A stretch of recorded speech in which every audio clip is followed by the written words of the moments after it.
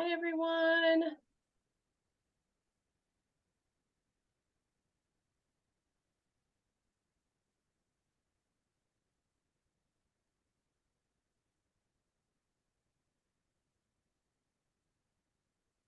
All right, welcome to CNS Connect webinar series. My name is Amy Smith, and I'm the Director of Certifications for the BCNS and the ANA.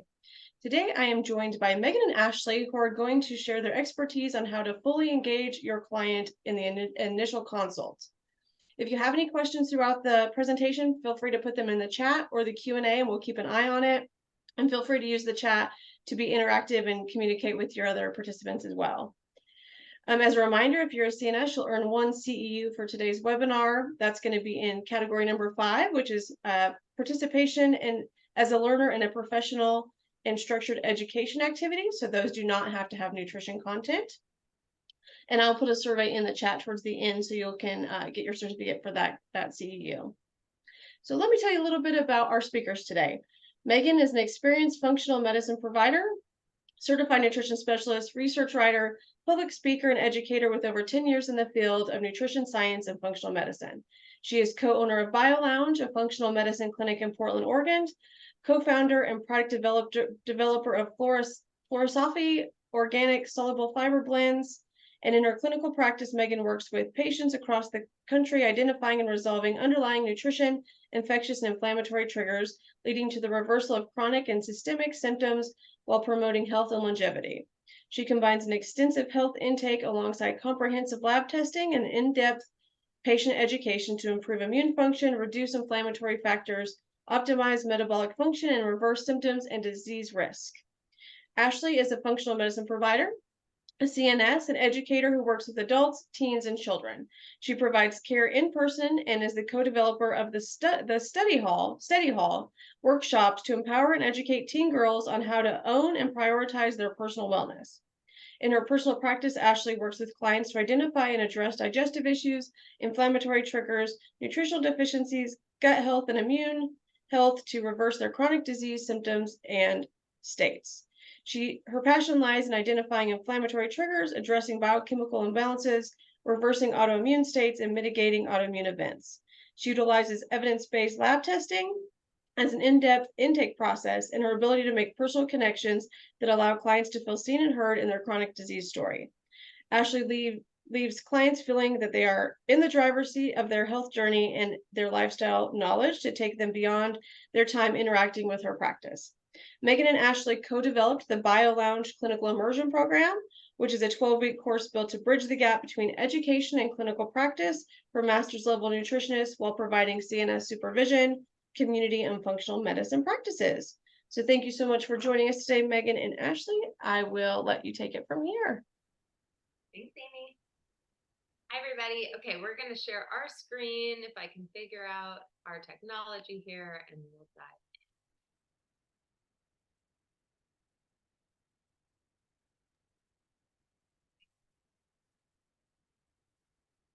Looks good. Okay, we're good. All right. Hi, everybody, and thanks for the intro, Amy. I know now you guys know us completely. We don't have to tell you anything else about what we do. So we have found that engaging our clients in that initial interaction is really critical to the work that we continue to do with them and how they participate. So what we wanted to talk about today is breaking down how we actually do that effectively in that first 75 minutes that we have with our patients. So we'll dive into that. Okay, we already did this. You guys know all about me. You know all about Ashley. So here we go. Okay, so this quote, 2 things remain irretrievable, time and a first impression. And I think there's an added pressure on first impression in what we do as CNSs often because there's not only creating a personal interaction, but it's also defining what you do for people because it's still largely misunderstood, right? Want to add anything to that? Yeah, I think it's that first interaction when they walk in where you build a lot of the trust that they are going to understand what you're doing. And so we feel like it's an opportunity to educate them on what we're doing, how we do it and how we're different. And so I think that's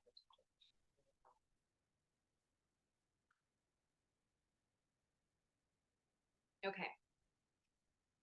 So what we try to achieve, not necessarily directly, but indirectly in this first impression, is how we are different than other clinicians that your client or patient may have worked with in the past, whether that's medical providers, other nutritionists, etc.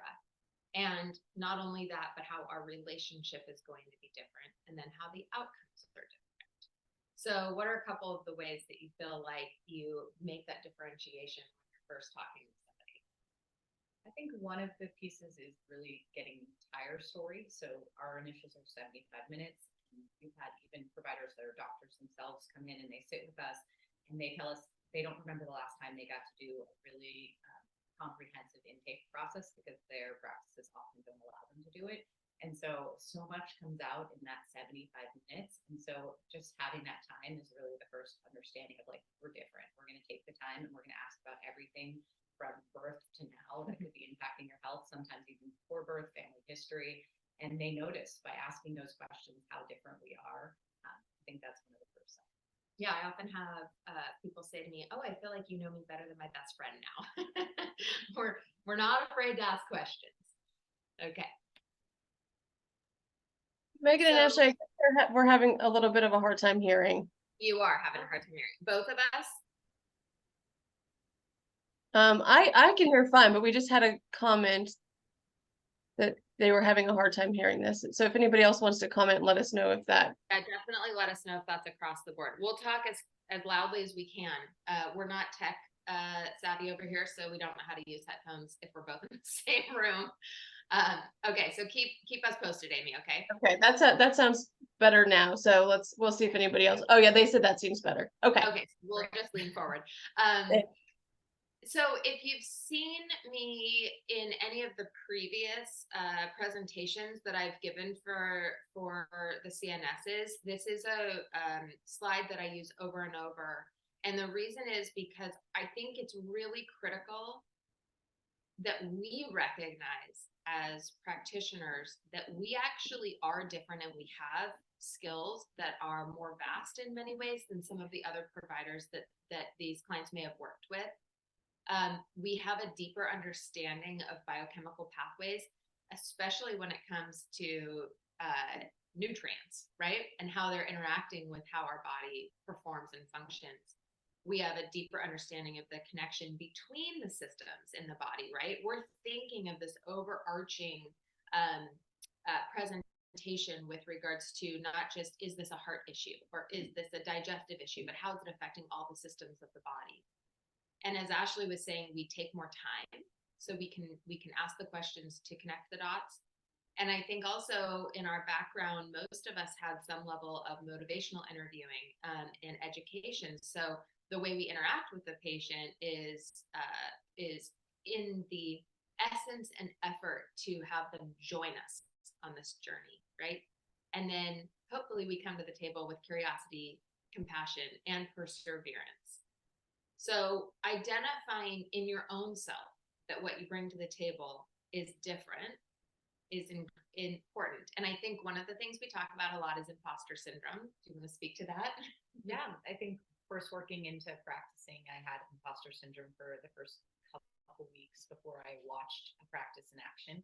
And then you lose it quickly, but you feel like, oh, I know so much about so many things, but like I haven't practiced for a long time, or I don't know what I'm doing. And then quickly you realize it's not about all of the information that you can give back to the client, but it's about that interaction. And I know I'm really good at sitting in a room and connecting with someone and listening, and I'm going to help them unwind it. And I'm not pretending I have the answer to everything, but I know a lot of things. So it's really about making that connection and not worrying about every detail you cannot remember from your education, but the tools you actually have that are going to help this person, because you know far more than your clients do about nutrition, biochemical pathways, and all of the details in their body. And they're here to learn. I have to remind myself, I was sitting with a potential CNS candidate yesterday, and in saying this out loud, I was reminding myself, it's not about us, right? And one of the things that I have to go into a room thinking about is this is not about their impression of me, although I'm going to do my very, very best. This is about me being able to take their information in and make sense of it and organize it for them. So then I can regurgitate that to them in a way that allows them to have a path to follow, right? So it is almost helpful when insecurity creeps in and imposter syndrome creeps in to remember this literally has nothing to do with you, right? You are just there to hold this space and to translate for the people in front of you. So sometimes I have to get out of my own way. Okay. Why don't you talk about preparation? Because Ashley and I spend a lot of time outside of the room with the patient before and after. Yeah, I think one piece that we've done really well is really focusing in on our intake forms and getting really clear about the information that's going to help you drive the conversation. And we've edited them many times. So we learn things all the time. We're like, oh, that was really interesting. I want to know that about everyone. That's missing. So I think not being afraid to really edit your intake forms, keep going back to them, remember the aha moments you're having in appointments and what drove those. And is that missing in your intake process? But then we're also really conscious of not making those intake forms so long that it feels like they're spending a half hour before they walk into the appointment and they don't feel overwhelmed before they get in your door. But I think really looking at your intake forms and taking the time there. And then when you look at the intake forms and you're studying all the things they tell you about them, really understanding where is their missing information? What are the pieces that are missing that you want to know more about? We often are going to do a timeline when we're going through with someone. So we're going to start from birth and go every 5 or 10 years, depending how old someone is. And so we're going to walk through that timeline, and that can also help you identify gaps in information that you're missing. But you want to make sure there's some key things on your intake form. So like, have they had any major surgeries or health events in your life? What are the big things they're looking for from you? What are their goals? Like making sure you're not missing that, not just asking about symptoms, but what is this person's goals before they walk in with you? And what are their expectations of you so that you can meet them? We have questions that you're checking off a few pointers, but we also have open-ended questions where they can add information. And so there might be something important they want you to know about them and really allowing them to have the space there.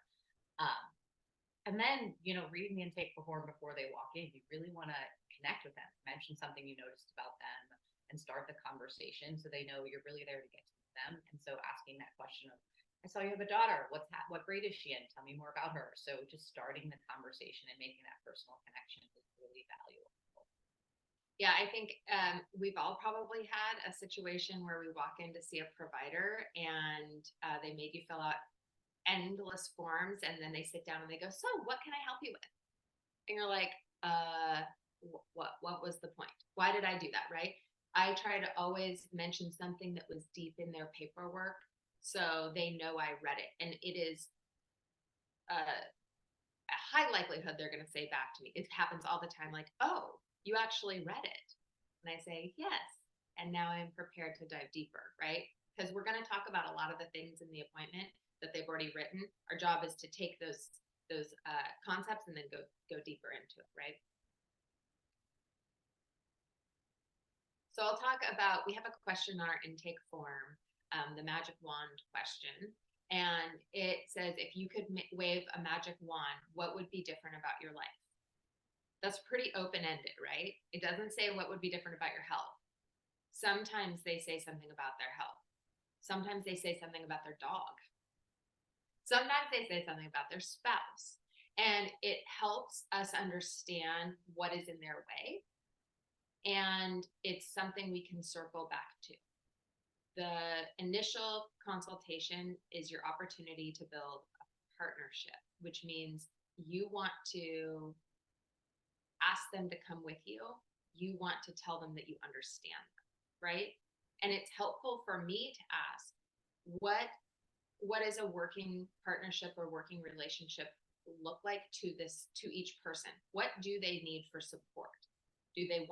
Some people want to schedule out regular meetings. I want to see you every 2 weeks because I need accountability. Okay.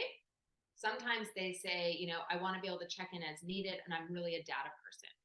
Okay.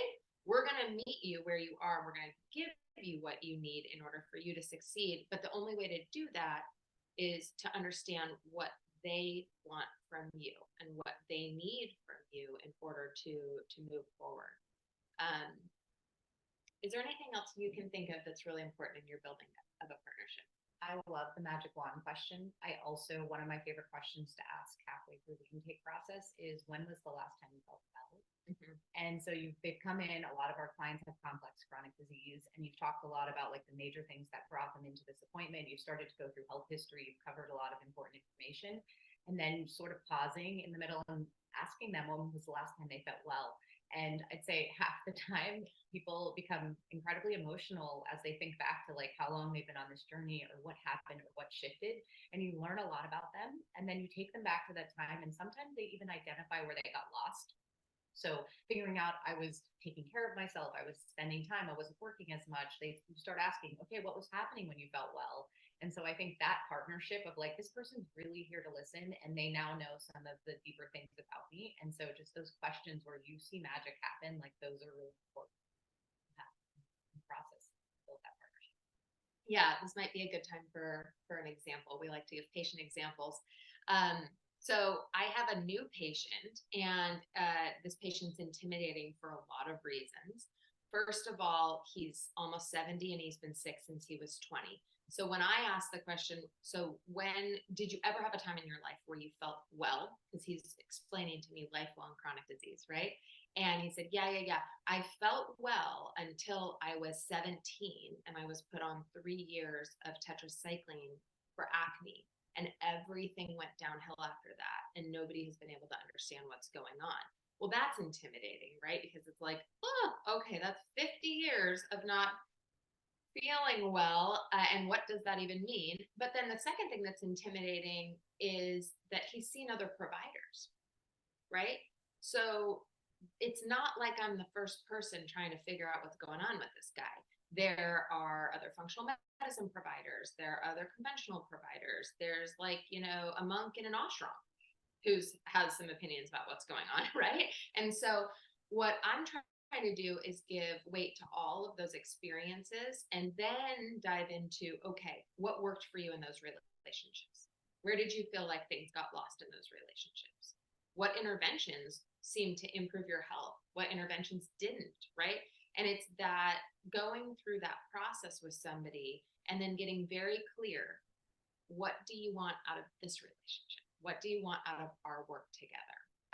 And because we do work with people that have been chronically ill or had chronic mystery conditions, often you'd be amazed at how different those answers are. And so I always think it's our job to deliver what they want, not to deliver what we want. I had another guy who came in for weight loss who has a mystery chronic autoimmune disease. And I had to ask him, so did you want to work on the autoimmune condition or just the weight loss? Because I want to fix the autoimmune condition, obviously, but that's not my choice.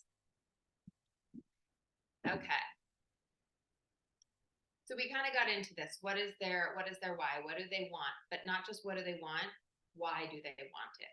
You want to speak to that a little bit? Yeah. So these are some of the questions we actually have on our intake form. So when they come in, I often ask them, like, what are the big things you're working on? And so we start there, like they go through what's really important to them. And that might be the symptoms they're suffering from, or it might be not even the symptoms they listed on their intake form. It might be something totally different.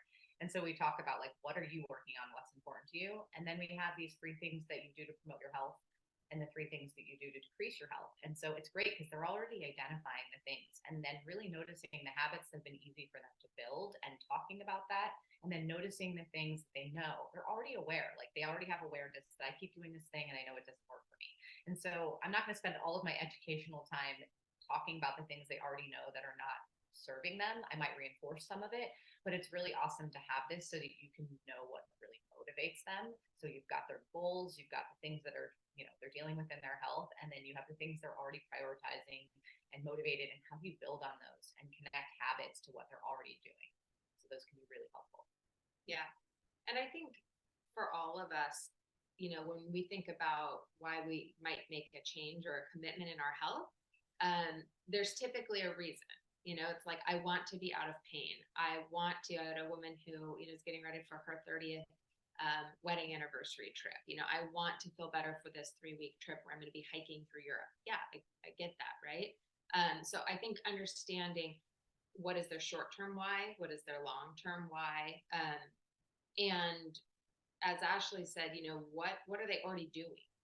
most of the people we see already have some element of practice in their life that they've implemented to try to improve their health or that they think is healthy, right, for their condition. So understanding that and understanding what is still lingering for them is helpful.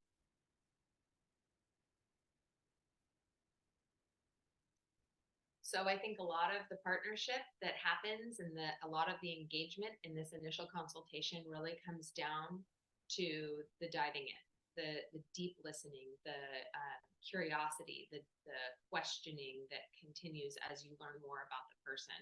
So Ashley, why don't you talk about kind of the process we go through in the dive-in part of our initial intake? Yeah. So oftentimes we know the big things that brought them in or their goals. And then we're going to start to go through history, like, do you have any diagnosis? What's your family history? Who do you live with? Really understanding their circumstances. We're going to start to get a picture of their diet. So take me through a typical day in your life. Like, what are you eating? What are you drinking? What time, like, do you wake up? Take me through the whole day. Understanding their habits. Like, what do you love to eat? What do you not enjoy eating? Are you avoiding anything? And then for us, we often will go into, we get the details, like what are they currently taking? Because we love to use supplements as tools. So we need to understand what's already on their list. Sometimes people have a really long list and they'll print it out for you. And then you've got to make sense of that list. So we get the details, and then we shift gears into a lot of the systems that are important to us. So we start understanding, how are they sleeping? How are they digesting? And what's happening with their stress, what's their stress management tools. So we're going through a lot of the important things that we know build health, their hormone health history.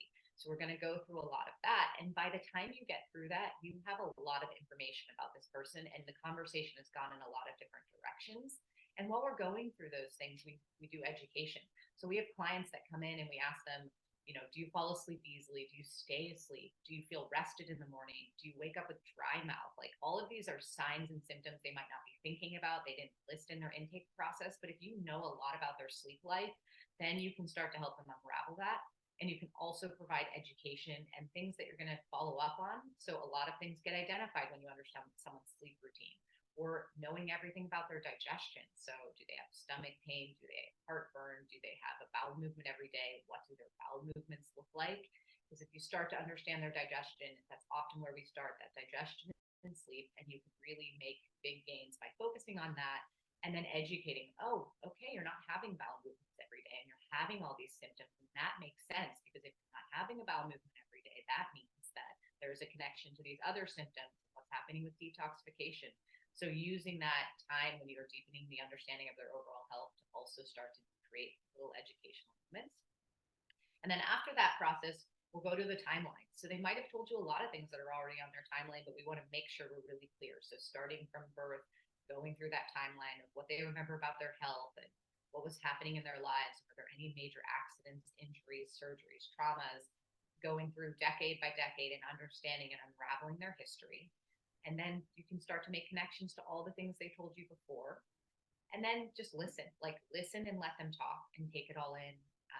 We take pretty comprehensive intake notes so that we can really quote them and go back to as things are progressing, like the things that were happening to them. And just being curious, like as you're listening, you're going to have all these other things you want to ask them, and it's going to lead you down a path to really understanding what's going on with your health.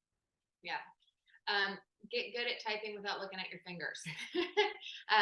One of the things that I think is essential to having a relationship with somebody in this way is looking them in the eye when they're speaking to you and using your body language to show that you're interested. So when I lean in and I look you in the eye and I squint my eyes because I'm trying to figure something out, it's because I'm interested and curious about what you're telling me, right? If I'm leaned back, arms are crossed, I'm looking off, maybe I'm checking back in, or, and this is the hard thing, because you're typing, you're typing, but you're in it, right? And whether they're virtual or they're in your room, making sure that your body language reflects that you are diving in with them to something that may or may not be comfortable, so you can surface with more information. So I'm going to take a pause before we go on, and I'm going to check this chat box and see if there's anything here. Okay, so we are just making sure we're not having, are we having any kind of issues with sound right now with anybody? Doesn't seem like it on my end. I haven't seen any other notes. I think we're good. Okay, good. Okay. I think another part in this intake process is when to stop typing. Like there are moments like, yes, you want to like write down what they just said, but you can see it's emotional and it's starting to impact them. And so we do type a lot of detail around what they're saying to make sure we remember and we can come back to it and show them how much it's changed. And I've read those notes before. The last time we talked about sleep, like you described it to me this way, like, and it's profound for them to hear how they described it and how much has changed because they forget how many changes have happened. So those notes are powerful, but there's moments where you see them tearing up or they're emotional or it's really important. We talk about some major traumas people have had. And so the moments when you have to pause the great note taking and really stay in the room and be connected with them or grabbing the tissue box and supporting them in that moment. And those are powerful. So just really paying attention to when it's time to just pause the notes and be in the room. Yeah, and validate what they're sharing with you. This sounds like it was a really life-shifting experience for you. It seems like this was incredibly impactful for how you feel your health now. So they understand, that their experiences outside of even what we would consider health experiences affect their health. And that's part of you connecting dots for them between their life experiences and how they're sitting in your room that day. Feel free to jump in if there's any questions that come to mind about these topics. Okay, so Ashley was tapping into this a little bit.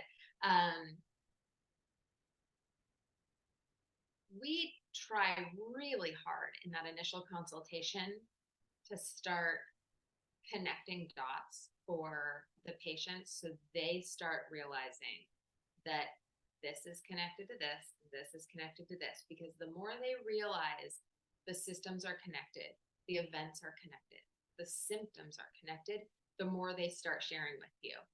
Oh, I didn't tell you about this, or I don't know if this is relevant, but does this make sense? I think one of my favorite things that comes up is PMS symptoms. You guys, if you interact with me long enough, you're going to hear me talk about this really consistently, because this is one of those things that we have normalized in our culture, but it's not normal. So I have this saying, just because it's common doesn't mean it's normal. Okay. So with women, I may be working with somebody that's 50 and is going through menopause, or 14 and just started having PMS symptoms. But man, you get a woman talking about their hormone issues and you have this amazing opportunity to tell them what's happening in their body, and that they have agency over changing that by understanding it, right? So PMS will come up, and that will be an opportunity and both Ashley and I educate on this a lot. That'll be an opportunity for us to talk about the balance between progesterone and estrogen, and how estrogen leaves the body through the liver and into the small intestine attached to bile, and how you must be eating soluble fiber on a regular basis in order to bind that bile, to bind the estrogen, to move it out of the body.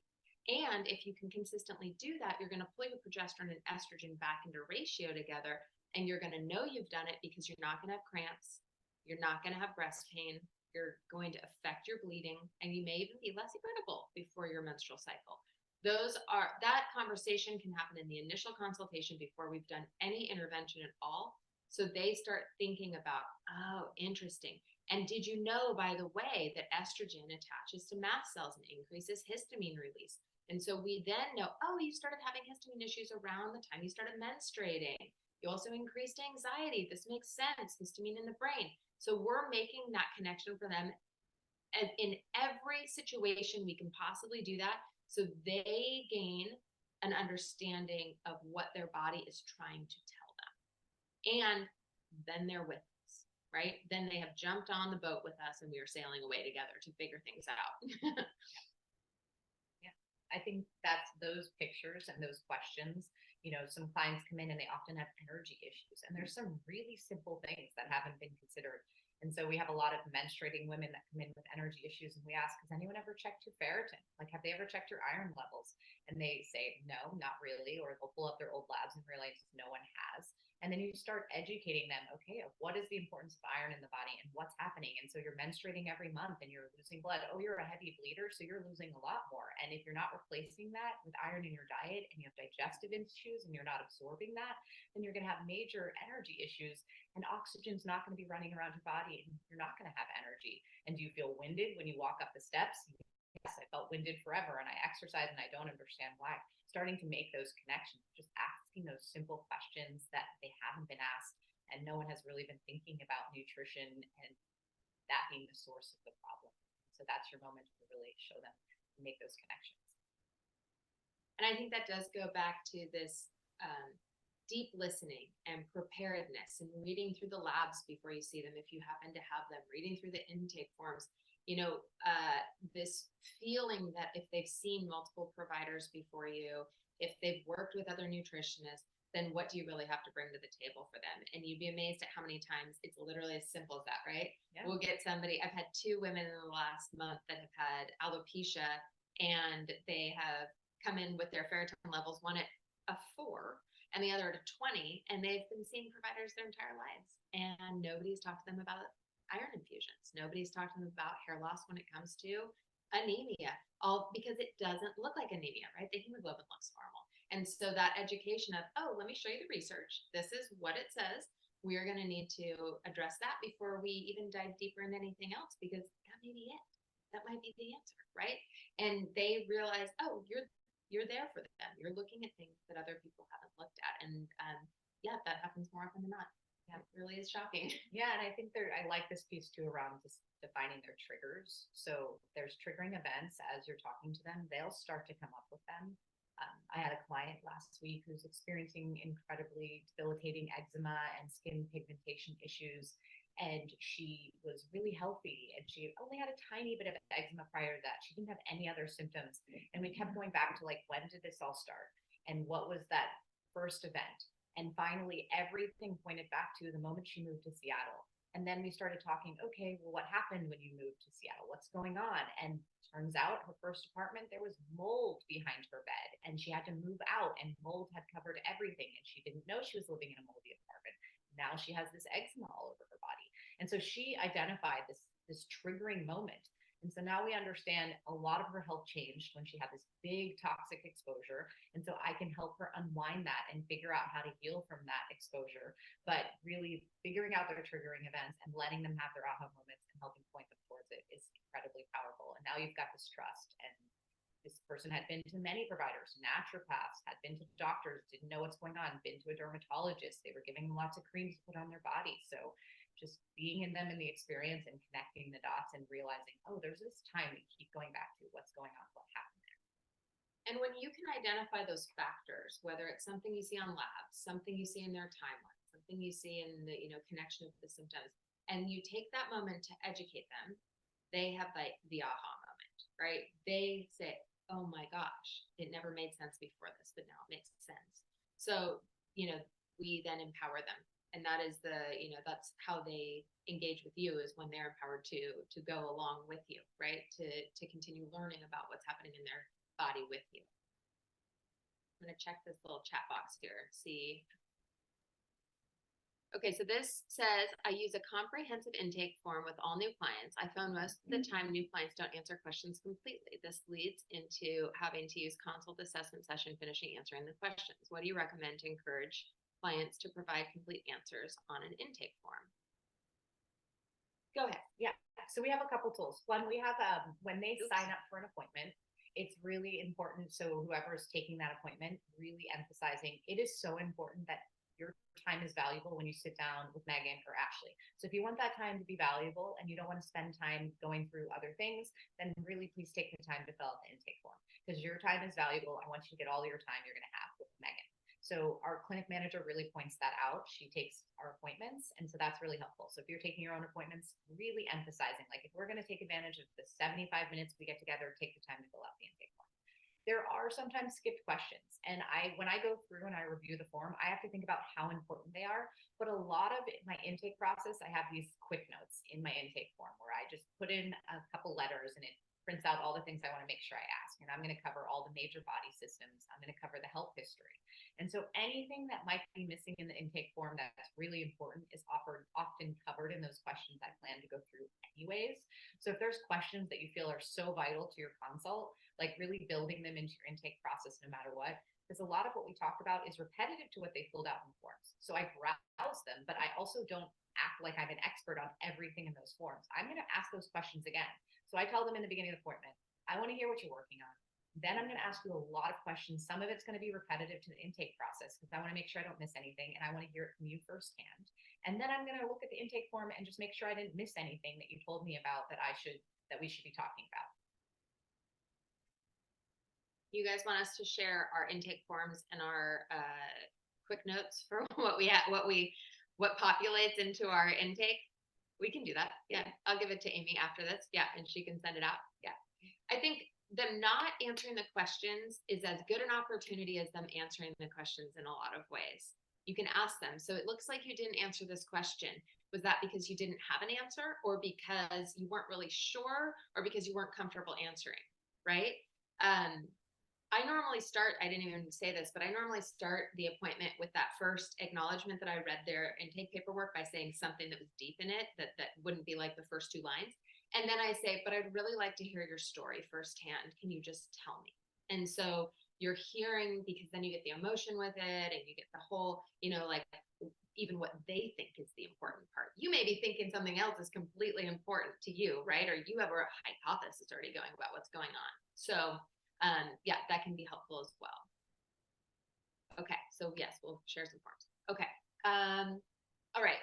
So you've taken in all this information, which is a lot of energy, right? And so now you're at the end, you're getting to this end part, and you're having to regurgitate back to them. Okay, so this is what I heard from you.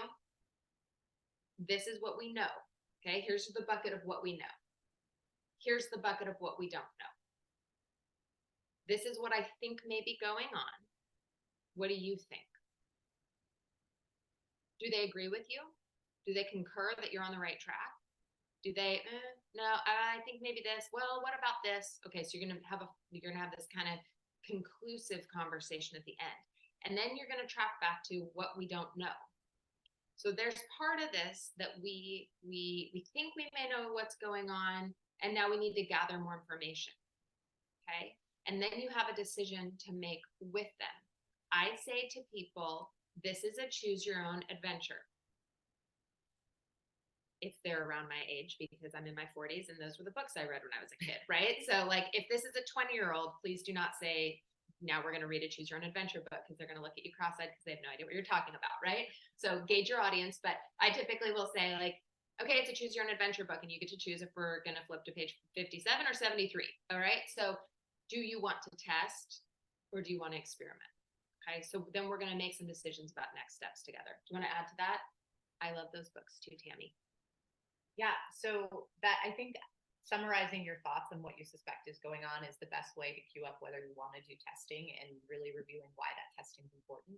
And so after, if they're like, I don't know if I want to do testing, but tell me more, I'm curious. Like you've queued up what you suspect and why you want answers, because none of the tests we run are because we just want to spend lots of money and like have lots of fun. No. Like it's really because like we say sometimes, like I'd rather test than guess. Like you have so much going on. Some of our clients have a lot of symptoms. Some of them have a couple. Maybe I don't have to invest in as much testing, but you want them to know why you want the testing. So you summarize that. And now you're going to go through the tests that you think are a priority.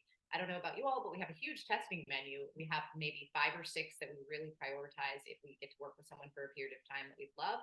And so now you're going to talk to them about what you suspect is going on and what's important to them and why it connects to the test that you feel like they should invest in. And then for those who are like, I don't want to do testing, I can't invest in that right now, they also know like there's an opportunity to know more, but we have to work with what you're capable of doing. I still think I can help you, but I might ask you to do hard things without the information, and we have to try that approach and really understanding why you're asking to do the hard things without the information sometimes. Yeah. And I don't remember what our next slide is. And if we talk about, okay, yeah. Oh. Here's our plan. Okay. So I do want to speak to this. Almost everybody that goes through our clinical immersion program, and the good majority of other clinicians I work with, say to me, well, I just, I'm just worried about how much money they're going to spend. Do you help them buy a car too? Do you do their finances with them? Like, that's not our decision to make, right? So do not make assumptions around what they want to invest in their health. You will have people that are data people and they want the tests. That's what they want. And you have people that are like, no, I want to experiment, or they don't have the finances, but that's not for you to assume, and people will surprise you.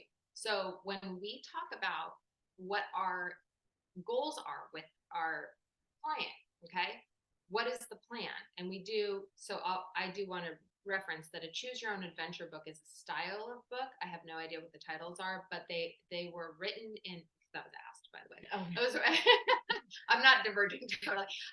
They were written in like the 70s and 80s, where you'd get to a page and it would say like, now you can choose to turn to this page or this page, right? And then of course you'd go back and you'd choose the other option later. So you could read the book like 8 times, all right? So there's a million ways you can go. There's a million ways you can go with each person. You need to help them decide what they want, and you need to set out the priorities for them. So I just had the patient that was sick for 50 years, okay? Sick for 50 years, and he'd already seen all these people, and he was not giving off the essence of wanting to spend a lot of money. And I said, why don't I lay out all of the tests in order of priority of what I think is most important for where you are in your health to least important, and you think about what you want to do. Unless you want to start experimenting. No, I don't want to experiment. I've experimented with my health for 50 years. Okay. He chose every single test. $4,200 of testing. You don't know, right? That's going to be a really long lab review. P.S. 3 hours, not an hour and a half. But you don't get to make that decision. So just take yourself out of it. Take yourself out of it. I'm going to tell you this only because I know you're still going to be hesitant. My business partner doesn't like to ask people to order tests either, because he doesn't like people to have to spend money. This is how I convinced him, between all of you and me. Business partner, do you know how much I spend on Botox? It's $600.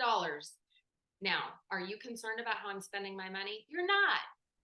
Don't be concerned about how other people are spending their money. Give them the option they can choose. Okay, so that's how I impress that upon you guys. We don't get to make that decision. They will decide what is important to them. Some people use a credit card. Some people take it out of savings. Some people do not want to spend money, and they have plenty of money.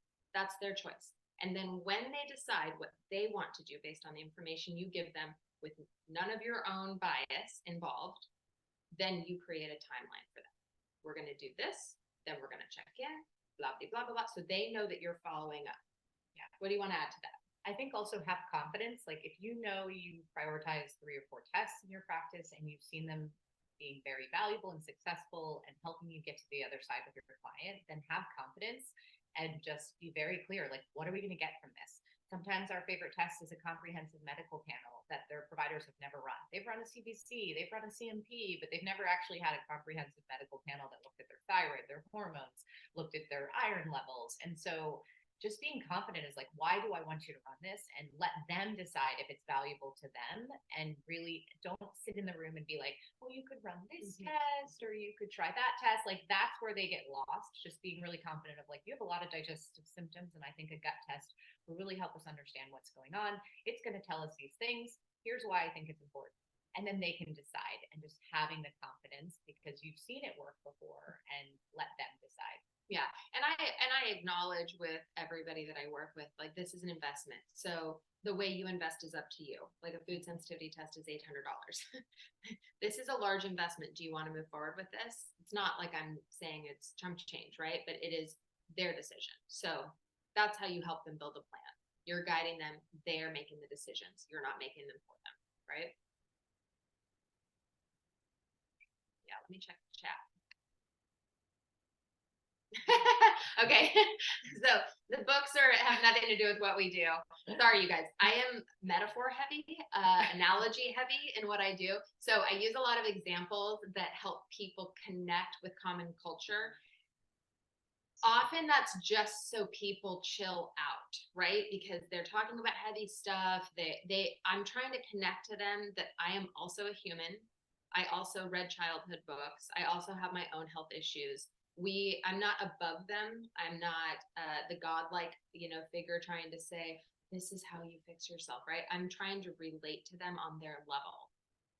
That's kind of that's what we're trying to do, right? Well, like I may talk about my own kids here and there, just so they know we're all doing this together. Okay. Okay. Let's go backwards. So one of the important things we do is track. Go ahead. Yeah. So at the end of the appointment, we're really trying to understand, like, what are the metrics, or maybe you've had a lab review that could be different for the initial, like, what are the metrics that are going to tell us that things are improving? And then what are, the symptoms or the experiences they're having that are going to really help us understand how things have shifted, and you're identifying them. And it's not that you're going to get that in the first appointment. They're going to come back 30 days later and all of that's resolved, but they're going to give you those metrics that you're going to come back to after you get some more information, possibly did some labs, made some more changes, so that you understand what's happening. And then when they come back, it's really easy for them to identify what's going on. So a lot of our clients walk in with constipation. That is such an easy metric to, if you've helped them understand that constipation is tied to all their other symptoms, and really, I want to keep your digestion going, it's going to improve detoxification. So one of our metrics is we need to have you no longer constipated. That's a really easy metric to measure. Another one is often sleep. We have a lot of clients who are coming in, they're not sleeping well, they feel tired. So measuring, like, maybe one of your metrics is, how's your sleep going? Are you sleeping through the night? Are you still waking up to go to the bathroom several times? And often having those metrics, they can see how much has changed. And so they help you define them so you're all on the same page and you're able to track what's happening. Yeah. Okay. Ashley's really, really good at this. So you may not even have a ton of information, but it's really nice to send them home with a resource. Maybe you're waiting on labs, maybe you're waiting on an experiment of, a new food plan or whatever. So talk about things you might send a new patient home. Yeah. So it sort of depends on what they're encountering, but I really often focus on digestion and sleep, and if there's any ways to improve that. And so some of our best tools from that perspective, so sleep, we are thinking about, are they super stressed in the evening? Are they stressed in the morning? Are they having trouble falling asleep? Like, where's the breakdown happening?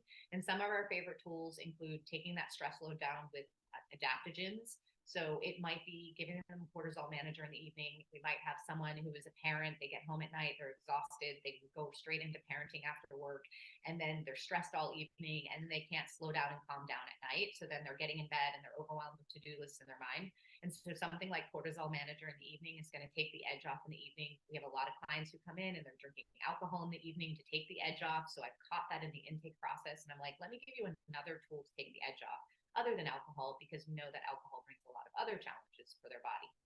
So I might give them something for sleep. I might even, often clients, we use melatonin slow release. That's the tool we're really comfortable using. We aren't concerned about any issues with that. Most of us are being exposed to light all day. It's impacting our circadian rhythms and our ability to make our own melatonin. I want to get them sleeping. I have often had clients come back 30 days later and they're like, I'm sleeping so well. And now they're bought in. They're sleeping well. They haven't slept well in years, and they're convinced, like, they know what they're doing. I'm sleeping well. I feel great about that. And now I'm ready to do the next thing. Another easy thing, if they're having digestive issues, is working on their digestive issues. If they are constipated, we are going to send them out the door with 2 or 3 or maybe 4 tools that are going to get the constipation stopping. And we explain to them what happens when they're constipated. When you're full of crap, you feel like crap. So that's essentially, sometimes I say that, depending on my audience. Yeah. So we are going to get things flowing. So we're going to send them out the door. We love fluoroscopy fiber. Megan developed it because we have so many constipated clients. So we're going to put some fiber in their diet through soluble fiber supplement, and they don't need a lot. We start slow, we increase. We're going to add in things like, if they are really constipated, it's really frustrating, we might reach for a Band-Aid tool like magnesium citrate in the evenings because we want them to be flowing. We're going to throw some things in to deal with those symptoms. And so if they come back and they're no longer constipated and they're sleeping, they are going to do whatever you tell them. And that second appointment, Meg and I ask them to do things. Yeah. And so you need the win so that when they come back, you can ask them to do even harder things than taking a couple supplements. Yep. Those are the big ones. Okay. And let's see. All right. That's from Amy. Okay. So I'm going to, because we have 10 minutes, it looks like here. So what I want to do is open up for questions. And then I want Ashley to be able to tell you guys about our our programs that we offer if you're feeling like you need a little more support in your clinical practice. Okay, so any questions about what we covered or anything else today? And also feel free to raise your hand if you want me to unmute you, if that would be easier to ask the question that way.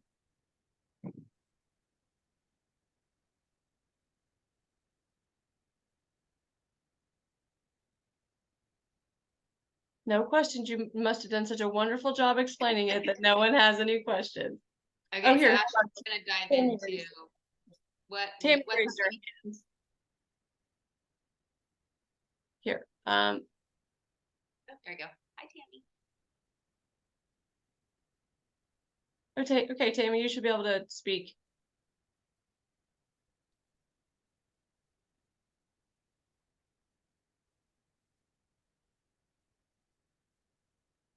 Are you having a hard time hearing Tammy? I don't know. Maybe putting it in the chat would be helpful. I can hear you, but for whatever reason. Okay, can hear okay. Sorry. I got a new microphone and sometimes it's okay and sometimes it's not. So I have a question. When you have someone that books like an initial consult, do you send any sort of forms or anything for them to fill out before you actually do that discovery call with them? And if you do, what are some of the things that you like to send them just to kind of get a little bit of understanding of why they want to actually work with you? We're talking like the 15-minute discovery call, Tammy? Like, Yes, correct. Yeah, so Yeah. typically, so we're currently not doing discovery calls anymore because but the reason we're doing that is because we have a clinic manager who knows all of our providers really well, can listen to someone's story and understand who they need to see and why.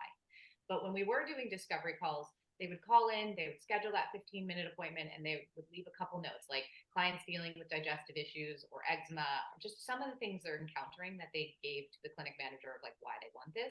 But we don't have them fill out any paperwork. And then when we get on the call, that's really their chance to start to tell their story and then figure out where you can insert yourself, but you don't have to have all the answers of like, yes, I've seen someone who's experienced what you're experiencing before. I am very familiar with it. I know how to help you. Here are some of the tools that we might consider using. So it's your first like selling point, but we do not fill out a bunch of intake paperwork because we also don't have the time. We're not being paid for that time to really dive into their full intake process. And so it's the start of a conversation, a chance for them to start to tell their story, and then a chance for you to tell them why you think you can help them. And then as you build your practice, slowly that we've lost time for having those. And we feel like whoever's booking those appointments knows us really well and figuring out why they're coming and why they need to see us. The nice thing about at a certain point in your practice, when you have enough of a referral base from your other clients, is that they do those 15-minute appointments for you. They're telling their friends when they're out having wine or whatever, like, this is what was solved for me. And then they're calling just to book with you because they already kind of know what services you provide and what you help with. Let's answer Brandy. So as a new grad student, no experience, is there a nutrition coaching program? So this is a good time for Ashley to talk about the programs that we offer, actually, because one of the things that we both acknowledge from graduating from our own graduate programs is that we had no idea what to do and how to do it. And so that is what triggered us to build a program so we could do that for people. Yeah. So I felt like when I walked out of my master's program, I had so much knowledge about the body and what to do, but I didn't really know how to apply it. So I don't know about all of your graduate programs, but for us, we had never had the chance to sit in clinic and watch a nutritionist practice. And so I was like, what does this even look like? Which is how I met Megan. I rang her, emailed her, knocked on her door and said, can I just watch a couple of your appointments? And so I had the opportunity to do that. And within a couple appointments, my imposter syndrome was gone and I knew what to do in an appointment. I knew that I had a lot of coaching skills already within myself and I knew the right questions to ask. And so that's really why we built programs to continue that education. So we have our clinical immersion program, which is a 12-week program where you can gain confidence around things like that, knowing how to really coach your clients and to have those conversations in the initial appointment and interview. In that program, you get to see a lot of our initial appointments and see our process and get access to all of our intake paperwork and all of those details. And so you also get to collaborate with other master level nutritionists, navigating how we hit the ground running in our practices and how we are successful and get the results we want. And so that immersion program was built to really share our practice. It feels as if you stepped inside our practice for 12 weeks and get to practice alongside us. We also have a program if you need all of your CNS hours. We have a program, the Clinical Immersion Plus, where you can get all 1,000 hours with us, where there will be supervision, and the Clinical Immersion program, where you learn about our practice inside and out, and then you also can continue on and do your supervision work. So that exists. And then if you're just looking for CNS supervision, Megan also offers CNS supervision. If you need that and you're still trying to gather hours, you can learn about all of this on our website at learn.bioloungepdx.com. And if you just want to keep learning alongside us, we have a free newsletter. We share case studies or things we encounter in practice on a regular basis. We share it about twice a month. We're going to send out a case. You're going to see our clients. We're going to tell you their story. We're going to tell you everything we did with them, all of the interventions, and we're going to tell you about their outcomes, typically 3 months later, and what happened. And you get to see our cases live and see how we're getting results and learn alongside us, as well as other topics that our team is researching and making progress with in our practice and just learning with us. So feel free to sign up for our newsletter and email us anytime at learn@bioloungepdx.com if you want to have a conversation, talk about where you're at in your career, figure out if we have anything that's a great fit for you, or just get some advice. We always love to connect. And if you are already seeing your own clients and you are already a CNS, a couple of things. Our clinical immersion program, it also offers 42 CEUs to CNSs that are already practicing if you really want to dive in to more of a clinical practice focused on the types of patients that we've shared with you. So that is an opportunity. And then I also offer a weekly mentorship. So if you are a CNS and you're seeing clients and you're like, oh, I'd love a second pair of eyes on this to run these client cases by, that is, we do that as a group meeting once a week on Mondays. So all of that information is at our learn.bioloungepdx.com. We worked really hard to create something for everyone that was looking for a little extra support, all the way to like really wanting hands-on interactions with us and with our clients.